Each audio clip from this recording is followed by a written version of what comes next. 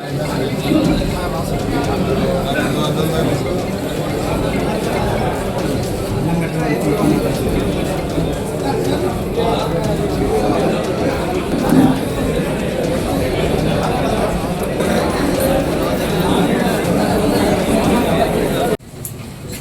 చేసిన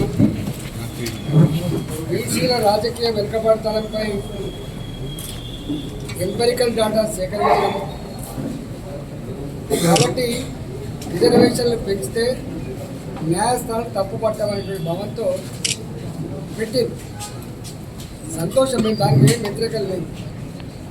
కానీ స్వయంగా ఈ రాష్ట్రంలో ఉన్న బీసీ మంత్రులు ముగ్గురు, పొన్నం ప్రభాకర్ గారు, వారి సహచర మంత్రులు ఎవరు కూడా కోర్టుకు వెళ్ళకండి, సహకరించమనేటువంటి అప్పీల్ చేస్తున్నారు.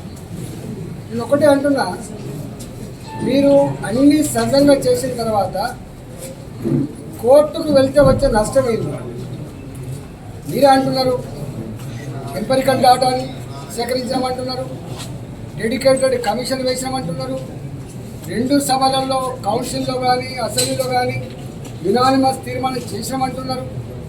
ఇంత చేసి మీరు జీవో ఇచ్చిన తర్వాత ఎందుకు మీరు కోర్టుకు వెళ్ళొద్దని చెప్పి అంటున్నారు?